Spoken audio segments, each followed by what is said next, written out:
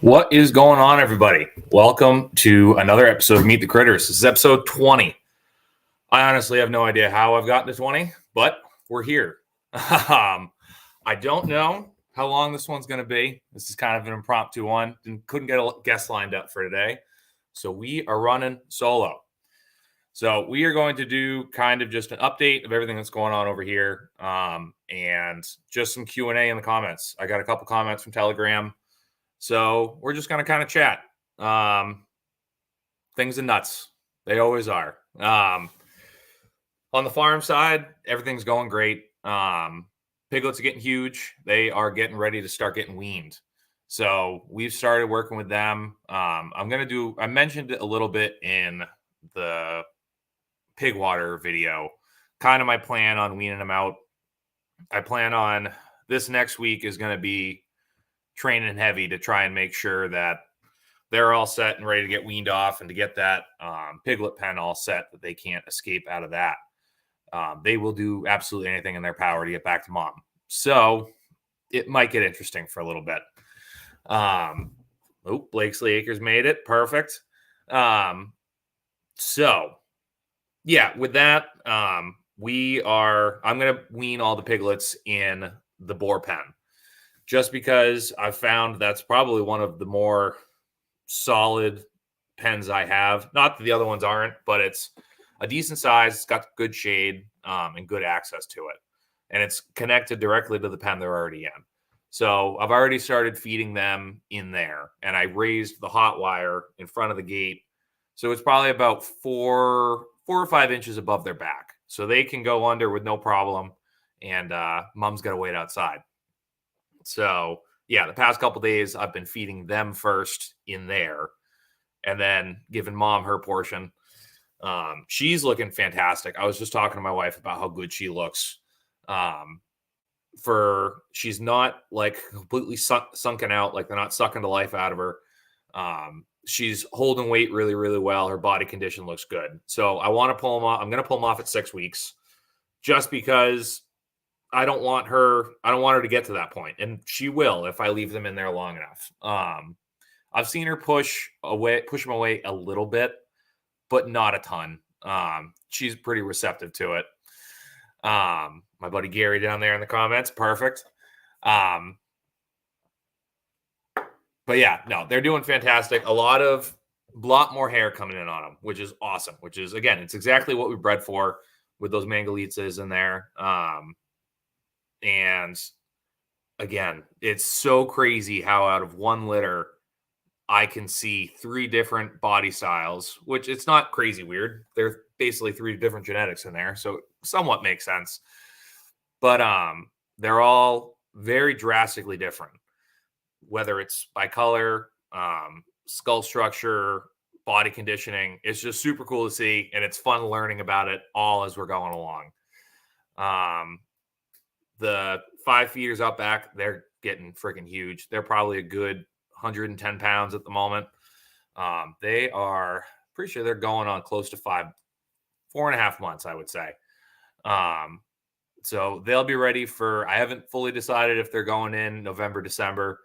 I am plagued with the butcher's curse, which is I schedule everybody else before I schedule myself. And then all of a sudden I'm like, shit, I got to put my own pigs and my own beef in. So that's where I'm sitting right now. I've got those 5 pigs going in November, December, again, whenever we can get them in. And we also have Nubs going in, and he might go early.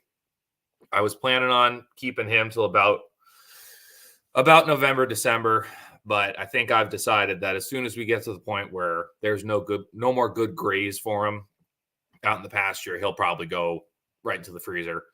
I'm at this point very supplementally feeding him with hay, because he's got that whole massive, I think it's around 4 or 5 acres. He has a full 5-acre pasture to himself, and he just goes around and mows it down all day. So he's doing good. His body condition looks fantastic. I am so happy with him. I'm happy I decided to keep him.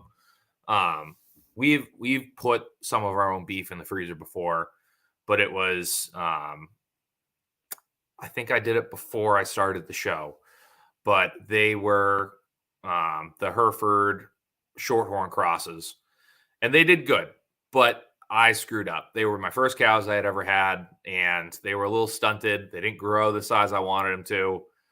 The meat was fantastic. I just had the hanger steak off the one I did for us tonight for dinner, and it was amazing. But it wasn't exactly what I was looking for, and I'm very excited to get Nubs in the cooler and break him open and see what's going on, because I'm very happy with how he looks. He has. I always joke that Holsteins have one of two genetics in them. Either they're bulletproof and they grow huge, or you have to do everything in your power to keep them alive. And I've had both at this point. Because what is Nubs? Nubs is Hereford Holstein cross. And he's got the size of the Holstein. He has a little bit of the hips. I have noticed that. There's still to this day, after cutting up, I don't know how many dairy cows at this point. I'm always thrown off with the hips. I'm like, those don't look great. And then I cut into them and they're perfect. But it's still like, I look at them and I'm like, I wish they were bigger. But he's looking great. He'll probably dress out. I'm going to say conservatively, he'll be probably about 600 pounds hang weight. I kind of want to say 650, but again, we'll see. We'll see. So more than likely, it'll probably be the end of October that he'll go in. So it'll be interesting to see what he actually breaks down to. The horse is still alive. Yeah, we had the vet come out. Probably about 2 weeks ago now. Just kind of like a routine visit. He hadn't seen a vet since we've had him. Mostly because the idea was sold to me on, hey, this horse is my patient's and it's dying. And he's dying, and the horse is going to die because it's like 33 years old. So I'm getting this horse. And I naturally agreed with my wife, because that's what you're supposed to do. And so the vet came out, did a couple checks, actually told us that he needs to go down on his medication, that he's doing so good and so lively, he could live another 10 years. And I just unconsciously out loud went, fuck. And both my wife and the vet both turned to me, and I just had to walk away. I was like, I'm sorry. The inside thoughts came out. So he's doing good. He'll be going into the paddock that Nubs is in over the winter. He does not love being penned up in the smaller pen over the winter, which I get it. It is what it is. We're going to build him a better shelter in there for this year. And his old paddock, the winter paddock that we wintered all the cows in, that is going to get redone. So I'm going to do a video on that. I'm going to tear out all the electric that was in there. It was the first pen I had ever built with woven wire. And it's for being the first pen, and I really didn't have that much help with it. I had a little bit of help from a buddy who was teaching me how to run the woven wire. But I put this thing together. It's fairly square. It's the sheep wire. So, when I built it right off, I was like, I'm going to build this to last, and I'm going to build it for anything. Because at this point, we had just gotten into cows. I wasn't super sure what else we were going to do at this point, because we kind of fell into cows anyway. Yeah, Blake's. Yeah, he's just hanging around, chilling now, calming down real quick. Yep. It's awful. But no, so we're going to be carrying over the 10 piglets that we have, and I don't want to be carrying buckets any more than I have to. So the winter paddock's already pretty set up for maintenance free. Like, I have the frost-free hydrant running at a gravity with PVC pipes running at an angle, so they don't usually freeze up. And if they do, I can usually get it going again pretty quick. And we're just gonna, like I said, I'm gonna tear down all the electric. It's grounded out in so many places. And like, again, I was so worried about the electric line hitting the woven wire that I have like the 6-inch. No, I don't need anyone taking a screenshot of me putting up 6 inches, but it's about the 6, or what were they? I think they're 4-inch insulators, so they stick out further, but they just break. So half of them are broken. I've never replaced them. And Rachel, I see your comment, and I will answer that in a second. So we're going to tear all that down, and I'm going to redo it with the method I did for the back pig pasture, because that worked absolutely fantastic. More than likely, I'm not going to go buy anything. I'm just going to run it with T-posts because I have a ton. But that has already a built-in shelter in it. Again, I'll probably have to modify it a little bit to make sure the pigs don't end up in my backyard, but that's an easy fix. So I'm looking forward to that. It's hopefully going to make life a little easier. I am praying that Nino, the only boar that we kept in the group, doesn't get too rowdy towards the end of them being in there, because I don't want to have to deal with putting him in his own separate paddock until I have to. I know I'm going to have to at some point, but I don't want to do it in the middle of winter. Yeah. So, and we don't need any incest on the farm. So Rachel down here was asking, how would you put up fence without a tractor or pickup truck? So it all depends, because it depends on how tight you want it. I mean, with woven wire, you want it fairly tight, but you can get away with doing it with a pickup truck. Like if you have a friend that can come over with their truck and just help you for the day, if you go pick up a couple pulleys from Tractor Supply or like Harbor Freight, somewhere like that, and some decently strong rope, literally I have a video on it. It's a while back when I was building the back pig pen, but you could just hook it to the ball hitch. Yeah, you can just hook it to the ball hitch, the rope, put it around, put the pulley on a tree, and just kind of get your angle right, and pull it from there. And then you just go through and staple everything. As long as you have enough time to staple like the end post, even if like you had to run in while you're someone else is in the truck, like, and just staple that end post and probably the second one after that, you'd be set. And I'm assuming it's for the new pup. You want that fairly tight. You don't want her to be able to push under it, because that is the one thing with woven wire.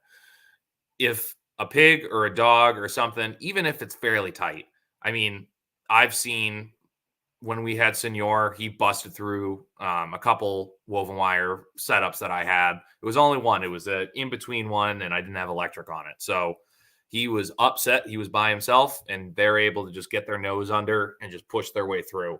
So that is the one thing about woven wire that's tough. But for what you're trying to do, that would work out pretty well. And like I said, if you had someone come over with a pickup truck, you'd be able to bust it out, no problem.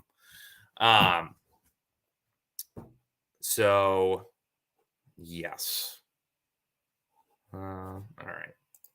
So shop side, it's been an interesting time. We've been pretty freaking busy.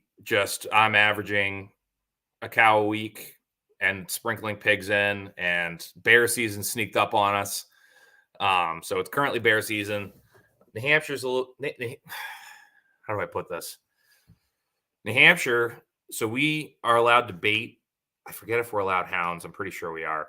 But the baiting season started yesterday. So you're not allowed to bait preseason. You have to wait till day of. So everyone went out. I can't tell you how many barrels I've seen covered in peanut butter on Facebook at this point. So everyone's out. Everyone's crazy. And then I know moose starts up soon and archery starts mid this month. So we're going to start getting pretty busy with that, which is good. We actually just lost our main customer. I'm not going to get fully into what happened with all that because it is a little hanky, but I mainly mention it to touch on just the interesting joys of owning your own business. This is like I said, this is our second year being full-time, and it's been an adventure for sure. And there were things I was terrified at the beginning that I couldn't care less about now, and things that I thought were going to be fantastic that I'm absolutely terrified of. It's just the way it works. and me and my wife have figured a bunch of stuff out, and it's one of those things that we're at the point with me being full-time home with the shop and the farm that we basically have kind of looked at each other and it's like, we're going to make it work. Like, no matter what, we're going to make it work. So we ended up losing that customer over a couple different things. And I was pretty bummed for about 2-3 days. I have no ill will towards them whatsoever. It just, we were no longer going to be working together. So, like I said, I was a little bummed for like 3-4 days, kind of like, oh my God, like freaking out a little bit. Because I cleared a bunch of my schedule when they were no longer on it. And then gave myself a pity party for about 2 days and then finally sat down and was like, all right, here we go. Kind of went through the Rolodex, called some older customers that I was like, hey, listen, I apologize. I've been kind of MIA for a little bit. I've been absolutely slammed and I haven't had any openings, but now I do. So what do we got? And within 3 phone calls, I had, I think it was 5. I think I have 5 beef that they're not on the schedule, but they're bringing me 5 beef this year. I think I just booked another, in the last week, I think I just booked another 6 or 7 pigs. And then, like I said, with the hunting seasons coming up, I completely spaced it. Like, it was very I completely had not thought about any of the hunting seasons in my panic of all this, where usually, like, I only take 2 weeks off for deer season to cut deer for customers because my livestock business is so busy that it's one of those things. I can't really depend on deer for the entire time of like hunting season. I have to be able to put livestock in there. And what's nice is I basically start deer the opening of rifle season to 2 weeks after that date. Just because, like I said, every now and then I'll take in an archery deer. But what I've found is the majority of people that archery hunt, they've taken so much time and energy to learn how to archery hunt. They've also taken so much time and energy to learn how to process their own deer. And I think that's fantastic, as they should. But everybody gets in the woods for rifle season. And then everybody calls on opening day of just like, now I have this deer. It's like, yeah, bring it to me. Get your checkbook out. We'll get this done. And I stay pretty steady for those first 2 weeks. It also gives me the opportunity to get into the woods myself. I don't do deer drop-offs for the first 3 days until 10:30. So I can at least sit until 9:30, 10. So again, we're hoping this year. I'm hoping to see something. Lisa, what's going on? And yes, Rachel, we do have moose in New Hampshire. We have quite a few actually. But in New Hampshire, it's a lottery. I forget how many, like, it's one of those things that it's like people have been applying for years and not gotten it. Obviously in the northern part of the state, we have way more, but we actually have a decent population in the southern state, or southern part of the state. They're kind of everywhere. So yes. So I actually was just communicating with somebody today who, again, because now that it's the hunting seasons, I've started posting stuff on all the Facebook pages, and because I mean, there's a million of them. There's New Hampshire Bear Hunter, New Hampshire Deer Hunter, New Hampshire Moose Hunter, and then like all of the knockoff ones that come off of those. What has been super cool that I have noticed lately is I usually don't comment on a lot of people's stuff of like, hey, I'm looking for this. I haven't had to, because there's usually 2 or 3 people in the comments already putting my name and the business in there, which it's been super cool to see. It's like, oh, all right. Like, I guess I'm doing all right that people are going out of the way to be like, no, go to this person. But doing that today, I did end up commenting on one. The guy was interested in having someone cut up or when he gets a bear, who to bring it to. And there were 2 people that commented the body shop in there, which is mine. So I went ahead and replied to one of them, and I was like, "Yep, this is the shop. Here's the link. And if you have any questions, just reach out." He reached out within 10 minutes. We probably talked on and off for a good hour or so, and he's a guide about 40 minutes from me. And his processor had passed away. He had a guy he had worked with forever. And he's like, "I'm looking for a new one. So let's kind of figure this out." So I was super happy about that. So it looks like we'll be doing a lot more bears this year. And no, Gary, I won't pick up your deer. No, sir. Besides, I already know. So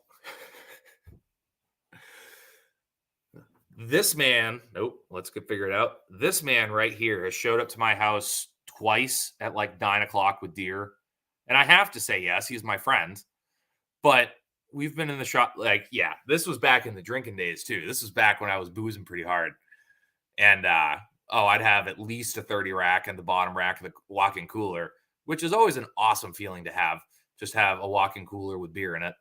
And yeah, they showed up one night with 2 deer. Him and Ian showed up with 2 deer, and we were probably in the shop until probably 10:30, 11. And I had the baby monitor on the table outside the shop, and one of us, I tasked it with Ian at one point. I'm like, "I'm skinning your deer, so you need to go check and make sure my kids are alive." And they were running back and forth, bouncing back and forth, and we got those deer in. But that was the one deer that I can't really give a hard time to Ian about. It wasn't a little tiny fawn, because that's usually the deer he shoots. Ian, if you're out there, I'm calling you out again, and I have a platform now. Sorry. But yeah, deer season's always a good time. It kind of breaks up the monotony of beef and pork, mostly beef. Again, pork, we're finally starting to get into the season of, but I've always enjoyed cutting up deer because it was really my first forte into it. I know I've mentioned this I don't know on this one, but I've mentioned it on a couple podcasts. When I was first starting cutting meat, there wasn't a school around here. I learned on YouTube. Like, I worked at a grocery store when I was apprenticing. When I was apprenticing, I got my first taste of like breaking down whole animals, because we did deer there, probably illegally, but whatever. And then once I got kind of the gist of it, I really I cut up a lot of free deer. All my buddies' deer, if they got a deer, like, I would be like, "I'm cutting it up for free." Like, but I'm cutting it. And they were idiots. And they're like, "Yeah, of course. I don't know how to do this." And scale. I forget. Blake Akers asked, "What kind of scale do you use?" I haven't caught it yet. So for the hang weight on those, I just bought it on Amazon. It was like, I think it was under $50. Like, it was a little orange one. I think the capacity is 550 pounds or something. Or no, maybe it's 300. It's 300 pounds. But it works slick. I think I've had to change the batteries in it once since I've owned it. And I've owned it for like 3 years. It works freaking great. I'll send the link to you tonight. Once I get off this, I'll go look for it, put the link in. I'll drop the link in the description of this video too, after the fact. So, that completely derailed me. Thanks, Joe. No. So when I first started, like I said, I was cutting everyone's deer for free. So I've like a small countertop hanging off the walk-in cooler, and that's kind of where I stage everything. It has the scale, it has pens, just kind of everything that I need out of the way, but I still need there. And at the time, I knew I wanted something, but I didn't know what the heck I was going to use for it. And that old countertop, that was literally the first piece of equipment besides, like, I think a knife that I bought, but it was my first piece of like mobile butchering equipment was a clearance countertop from Lowe's that had the backing on it and it had the front lip. So you can literally slide it into the bed of the truck. And it worked so well. It worked awesome. For what I was doing, it worked fantastic. And when it came time to figure all that out, I was like, all right, so that's staying in here. Almost like a sentimental thing. It's like, that's pretty awesome that was the first thing I bought to do this. And now it's in my full meat shop. What do we got over here? Let me just check on the comments.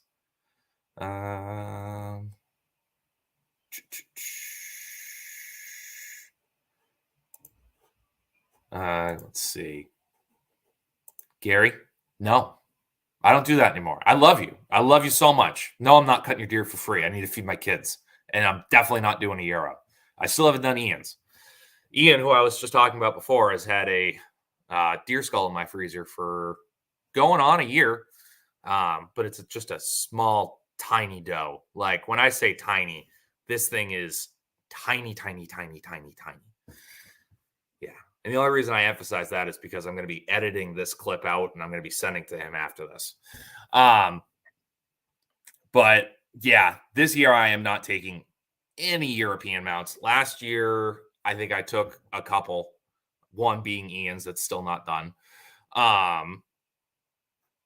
And it's at this point, again, I enjoy doing them, but I just don't have the time. I would love to because it's a fun, creative exercise. It really is, in the weirdest, most disgusting way. And I don't know. They're a good time. I do have Senior Skull in there. I just checked on it the other day, and the amount of fat on coming pooling at the top of that acetone is crazy. Or at the bottom, I should say. So I think I might pull him out early just so I'm not power washing in the middle of winter because I don't want to do that again.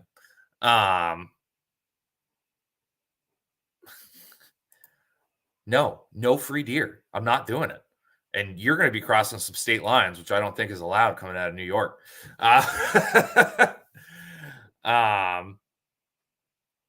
But yeah, so we're gearing up for that. It's going to be fun. I got to do a walkthrough tomorrow night and kind of place my bulk order for seasonings and stuff like that going into it. Those are usually my two big orders, is usually right before hunting season and right in the spring is usually when I kind of stock up on everything. Get a bunch more cryovac bags, sausage seasoning. Usually I'll try to sneak a new knife or something onto the shopping list that my wife doesn't see. But that is the nice thing about being in the service industry, or running a business that's a service. I know Toolman Tim was talking about a little bit on his show last night, but it's my overhead is very minimal. It is the cost of the electricity that runs the shop, ice for grind, and it's very nice that I don't have to do multiple bulk orders like weekly or monthly or stuff like that. I've gotten to the point now where I can kind of visually plan out like where we're going to be in the next 3, 4, 5, 6 months to where I can place an order and go, this should hold me. And if it doesn't, that's freaking awesome. And we'll have the money to order more because I'm going to be crazy busy. But yeah, so again, I'm hoping to get the deer this year. It kills everyone when I tell them, but I've never shot a deer myself. I could not tell you at this point a feasible number of how many deer I've cut up, and I've never shot one myself. Brought home a couple road kills that were in decent shape that I was able to put in the freezer, but yeah, and I'm definitely not going out for archery this year. I'd like to say I am, but I know I'm not. It's just I haven't picked up my bow since last year. And I'm sure it's been kicked around the barn a couple times by the kids. So I know it needs to be resighted, and I'm not going to play that game. When I could very easily just go out to the back 40 where the shooting range is and take a couple shots with the 30-06 to make sure that's still on. So we are I was just telling my wife that I need to get out and check on the cameras, change the batteries, see what's out there. I got monsters. I know they're there. I've seen them. Gary, yeah, Gary down here, lifetime bucks. I kill him every time I send him pictures. But it would be really nice to get one of those. But I will be 100% honest. The reason that I stay out on the first 3 days is because those are the only times, or I think this year it's 2 days. That you're allowed buck or doe. If it's brown, it's down. I'm not sexist. They all taste the same. So we'll see. And if it happens, you'll all see, because I'm sure it'll come up. So I did have a couple comments from Telegram. So let me just pull that up. All right. We kind of touched on this already. But Micah in the Liberty Meat chat asked, what have you learned about pig fencing? A lot. There's been mostly don't put it in upside down. That's the number one thing I learned, and I still have to deal with to this day. For those who don't know, and if from everyone who's in the comments now, I know you know. But for everyone who doesn't know, who's listening to this for the first time, when I built my main pig paddock, it was the first project that I had really done start to finish, mostly by myself. I had a buddy come out to help me pull fence, but other than that, it was pretty. I had planned it out. We had run it. A friend came over, helped me put in posts in the ground, and we were going. We had a bunch of sheep wire left over, so the whole back half that faces the road is sheep wire, which is good. I'm happy about that. And we had to go buy a new roll. And the multi-species is a cheaper option than the sheep wire. The sheep wire is a little more expensive, but the multi-species has bigger holes at the top and smaller holes at the bottom, so it can hold multiple species. The brand of this woven wire is called Red Brand. And they're called that because they have a red coated wire that runs along the top. And me being dumb, I went, oh, it's red and coated because it's probably coated to help stop corrosion. That makes sense. So we ran the whole rest of the fence, and I had a buddy come over and he goes, hey, you put that whole fence in upside down. I was like, awesome. So if you're over on TikTok, you can check out that action, because the piglets just run right through it. It doesn't stop them whatsoever. They just duck and under. So they're all in the driveway all the time or over in the cow pasture. So yeah, I have learned a ton about it. And again, even down to the electric. I have evolved leaps and bounds when it comes to electric fencing. That pen that I need to take down is a horror show. And that does not count for how my fencer is set up, or as it has been called in the chat, what is it? The spider of death. I just have cables coming in all over the place. It's terrifying. It's not great. But I went from that first pen doing everything hand tight on super long insulators that aren't stable whatsoever, to now we've got a really solid setup that I'm proud of. I'm proud of the setup that we have now and how we do it. All of the wires in that back pig paddock are piano tight, and they just work. I haven't had any issues with them. And it is super helpful that pigs are very easily trained on electric. If it's super wonky, they're not going to be super trained on it because they have access.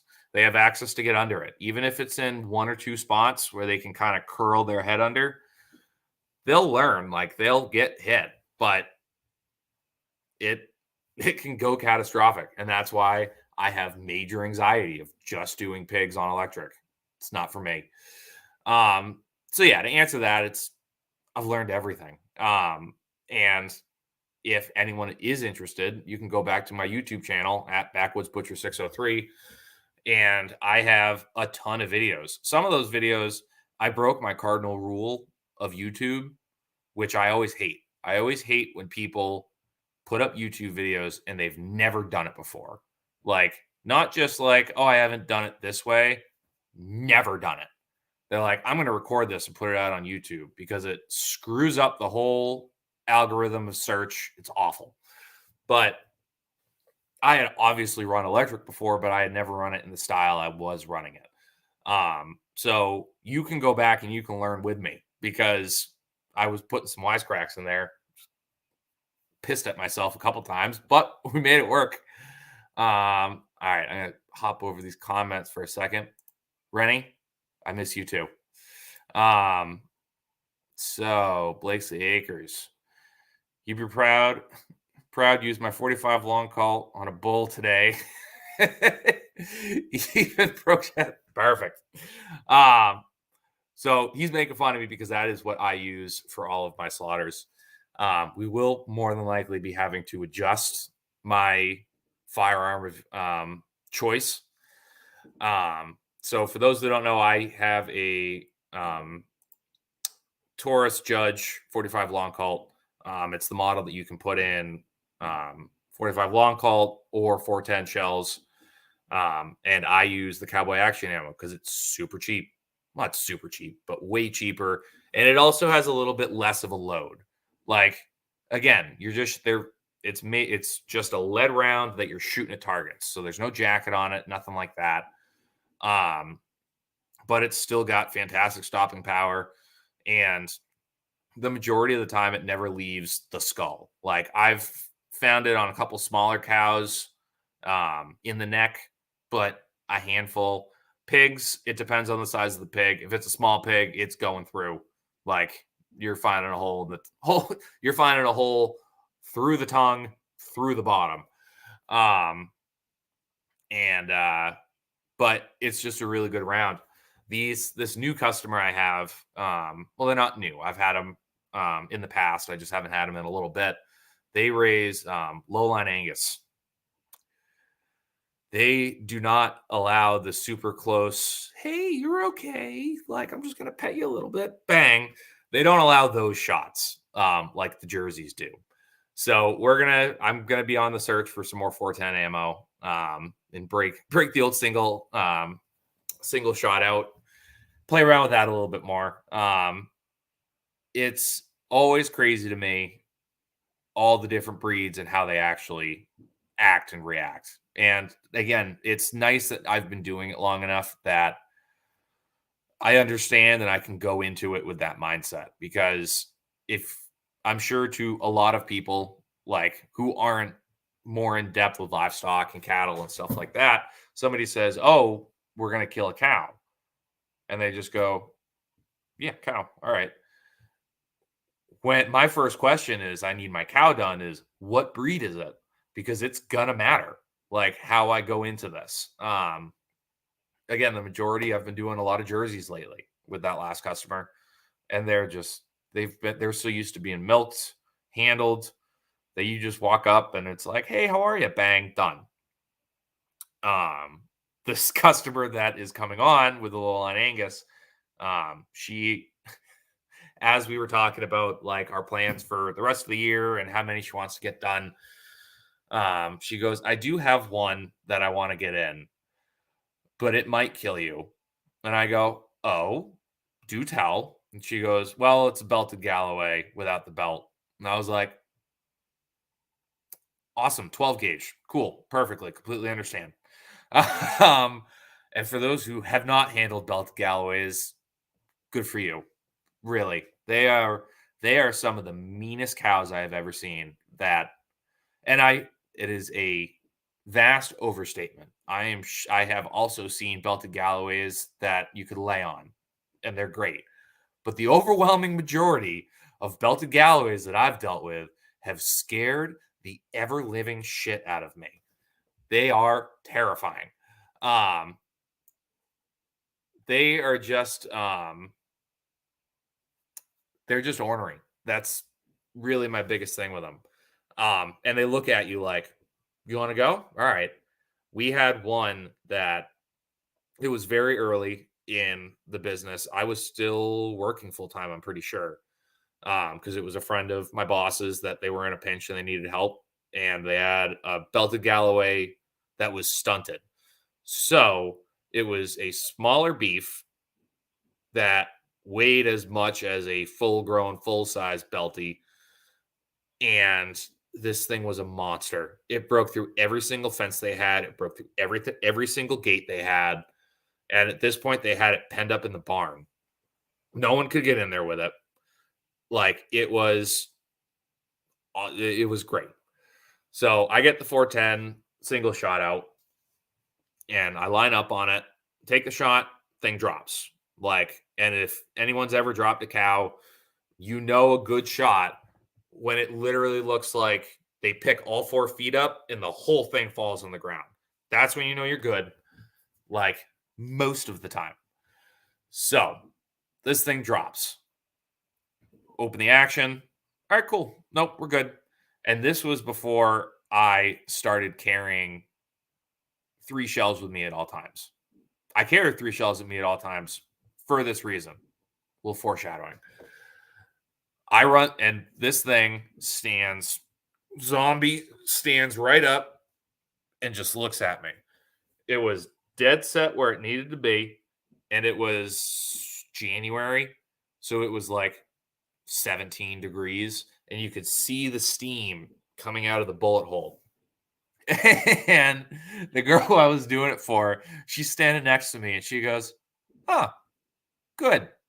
I'm like, and I'm panicked. I'm running around. I'm like, "Good?" Like, I holler back. She goes, "No, it's just good to know that she actually really is possessed." So I run to the truck, get another 2 loads, and run back. And at this point, this thing is moving. Like, it's not like dazed, because that will also happen sometimes. If they twitch at the last moment and you just get like the front of the brain, they can still be somewhat alive. Like, they'll still blink, but they're done. They're not going anywhere. They're not, and you can just pop them again real quick. This thing was up and tracking. She watched me everywhere I went. Got a second shot into her. This one was about a 1/4 inch off from that first bullet, and that one did not drop her.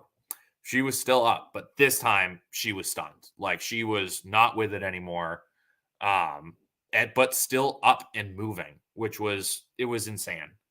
And then I jumped the fence, got in there, and we got her down. And I always hate those moments. I've said this a bunch on a couple different podcasts. I said it on Twitter or TikTok the other day about something. Butchers sometimes get like the shit end of the stick when it comes to people's perspective, because it's like, oh, you just like to kill shit, like whatever. And it's like, I don't hate killing shit. It's kind of fun. But I'm also the same person that in situations like that, if I don't drop an animal on the first shot, I am an emotional wreck. It affects me very much so. I understand what I have to do for my job, and I have no problem doing it. But I do have a problem with putting an animal through pain that does not need to be in. And it's purely my fault. I don't care if the cow twitched at the last minute. That was my fault. I pulled at the wrong time. Like, I didn't pull back.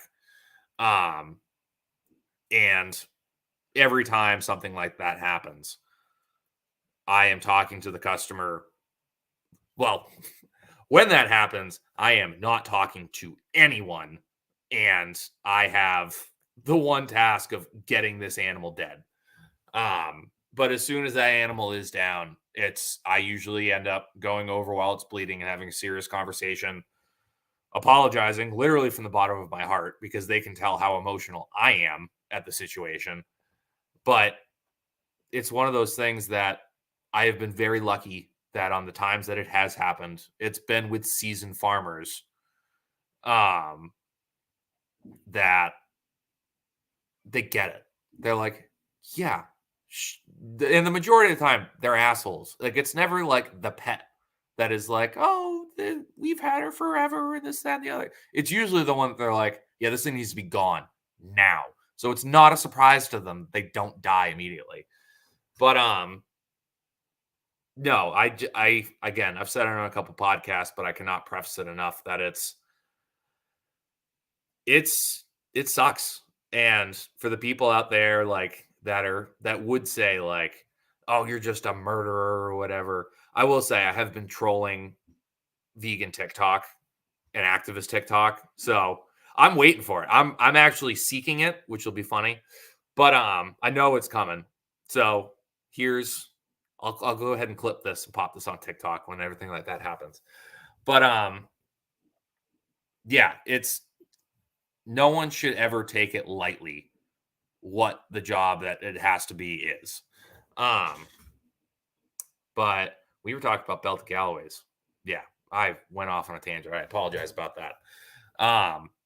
Yeah, so I'm not looking forward to that one. I'm very lucky that the majority of my customers have no issue with me dropping them in the trailer, which makes life 1,000 times easier. I like if you are planning on doing your own animal, if they go into a trailer easy, do it in the trailer for a couple different reasons. One, it's a smaller space. They don't have time to move. They don't have a space to move really. And it's again going back to if you miss a shot. If you miss a shot, they're in a trailer, which definitely don't be in the trailer with them when you take the shot because one, you're going to blow your eardrums out. And two, if you do flub the shot, now you're in the trailer with a cow that has a bullet in its head that doesn't understand what's going on. But that's a double edge, that's like a double edge on that one because if you do flub the shot, they are in a trailer that you're able to very quickly track back on to where you need to get to and drop the animal. And in my situation, my shop is 15 yards, not even, probably 10 yards from my neighbor's house. She's fantastic and somehow is fine with all of it. She's awesome. But I obviously can't be dropping animals within 300 or within 100 yards of a dwelling unless it's mine. So I drop all my cows in my front yard and we have a little access road that's goes around to the back of the shop. And if you've never moved a cow on a tractor bucket, it's interesting. And especially if you don't have a tractor or have something like that you're going to be able to lift a cow with, it makes life so much easier if it's in a trailer and you're able to move it to where you're actually going to process it. That is, unless you have like a really awesome trailer setup like Tiffany or like just a decent mobile setup or with a tractor, that's what's tough about doing mobile stuff is when you drop a cow, it's where it is. Like, unless you have a big enough tractor to be able to move it. And again, I don't suggest slaughtering a cow unless you have a tractor big enough to move it.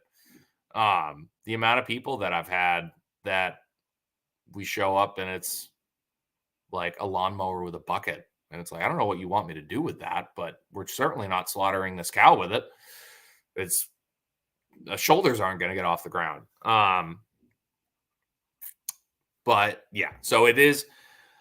I'm very lucky that I have those customers, but as well, I also have setups for, I have a corral off of the front of the side of my barn that is attached to a couple stalls. So I have had customers that it's like, hey, listen, I can't drop off at this time tomorrow. Is there any way I can drop off tonight? So I'm like, perfect. That's fine. They are able to, I lock them in the stall. I don't have to worry about them. And then I can just at my leisure drop them. And as well with pigs too. I have a similar setup in front of the pig pen or on the side of the pig pen. And it's kind of one of those things that's good for them and it's good for me. Um, and I've implemented it on all of my paddocks now because it's a lot easier to get an animal from a smaller space into a trailer than it is from a bigger space into a trailer, and vice versa. So with the pig one, we do have a squeeze gate in there. So essentially, all that is, it is a just a metal gate with a horse mat zip tied to it, and I'm able to open the gate up all the way, take the pig off the trailer, and just kind of slowly walk around it with the gate and kind of crimp it up against the fence. And what that does, it's going to freak out for a minute, obviously, because it's penned up, but it doesn't have enough kinetic strength. Well, I mean, it does. They're super freaking strong, but it makes it easier for you to be able to squeeze that pig into the gate and get a solid shot from behind it. Because, again, pigs are tough too. It's you got to get the right shot on them, and you do not want to miss a shot on a pig because you will hear about it, and it is blood curdling scream. Pip, what's going on? But this allows you to be able to really kind of crimp them into a corner. I can do it myself. I don't like to. Depends on the size of the pig. And again, as soon as they drop, open the gate, bleed it, you can get it out.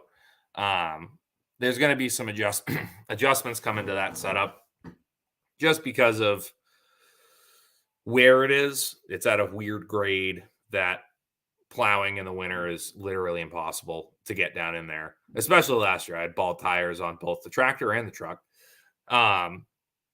But yeah, I mean, other than that, it's just kind of life going on. We've been, like I said, we've been running around like crazy, running around with kids. But like I kind of said at the beginning, take just a sip of water. Like I said at the beginning of the episode, we are at the point now where we're real make it or break it. And we've had to make decisions and we've had to make choices about what we're doing with our lives and the business and the animals, because at this point, we've got enough put into it that I can see the return. I can see it in the distance. It's just a matter of getting to that point. And on obviously anyone that is in the livestock industry or interested in it or have listened to us, it's an interesting one to be in because you're not getting great returns right away or ever. But we do it for the love of the game. We do it for the meat. We do it for the joy that these animals bring us. Let me pop over to the comments here for a second. Rachel, I haven't put much thought into going on Jack's, and it's no offense to Jack, and we've talked about it on Josh's show, and I think a couple other shows. It's funny the web of how all of these people have gotten into the community, because all of you guys have kind of branched off of Jack. I branched off of Josh. I randomly found Josh on the podcast app one night cutting up deer, and I was like, this guy's pretty cool. Joined a Telegram group and kind of got in from there. I've listened to Jack. He's been on a couple of podcasts I really like. And I would have nothing against going on his show. I should actually probably do that. It would probably be influential to my YouTube channel. So I probably will. I probably will, Rachel, just for you.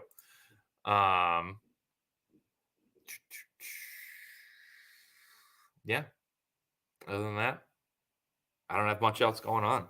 So I appreciate you guys hanging out. I don't know how I'm at 54 minutes. I think I blacked out for a little bit there. I apologize if I was repetitive on some things, but we had a decent view tonight, and I appreciate it, guys. So if you're watching this on YouTube and you're not subscribed, please subscribe. It helps me out a ton. Helps me get out to a wider audience. Leave a comment, like the video, please. I would greatly appreciate it. And if you're not on YouTube, please go over to at Backwoods Butcher 603. We have a little bit of everything when it comes to what we're doing over here. I've got breakdown videos. We're breaking into a series now where I'm going to be going through every section of a cow. I sorry. I have no idea if Josh is still alive. I hope so because I'm on his StreamYard account. So, but no, we've been trying to figure that out. What is this? I found Spearco from SOE breakfast videos. Oh, nice. Yeah, so it's funny how we've all kind of come together with this.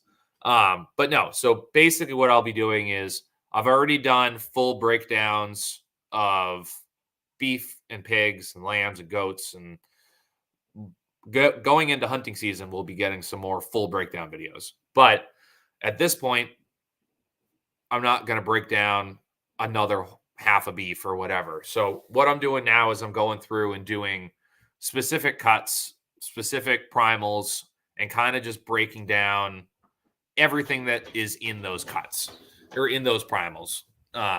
Again, sticking with what my customers are looking for, but I'm still able to show you, talk about what exactly you're doing here.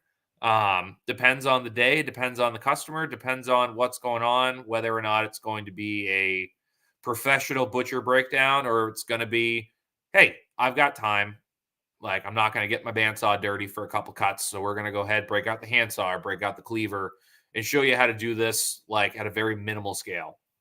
So what do we have out now? We have a full half beef. We have a chuck, rib, brisket. We just put a shoulder video out. So it'll more than likely be, we're just going to keep going all the way up and do the short loin next. So we'll do short loin and flap in the same video. And again, I'll progress with that with pigs. I already have a ham video out. So we'll break down the Boston butts, all the different cuts you can get out of it. And on the other side of it, we have all of our farm stuff. We have a ton of stuff. Again, everything I've talked about in this, it's all on there. Every single bit of it. And it, again, I just kind of wanted to come on here and talk about the stuff that I might not have talked about in some of those videos. So if you like baby pigs, you like fencing, you like dead stuff, go to my YouTube channel. We're pretty awesome over there. And if you're an instant gratification person, going over to TikTok and like my it is again at Backwoods Butcher 603. I try to do at least 2 posts a day over there. I'm still trying to figure out what's going on. I got some videos that got 50 views. I had a video last week that I think it's at 32,000 views with like over 2,000 likes. I have no idea. We're figuring it out. I'm throwing paint at the wall, hoping it sticks, but I'm having fun with it while I do it. So you can rewatch this, or if you're listening, you can watch this on YouTube. You can also listen to it on Spotify, basically anywhere you listen to podcasts, iTunes, Google. You can also listen to it on Fountain as well. We have it claimed over there. So other than that, guys, I gratefully appreciate all of you hanging out with me for an hour. I was pretty nervous about coming on here by myself. It hasn't been since the first 4 episodes that I was doing it solo, or I was a nervous wreck. And some of you, I got to give it to you. Some of you guys are still in here from those first episodes, and I really appreciate you. So again, thank you so much. I hope everyone enjoyed the show, and hope you got a chance to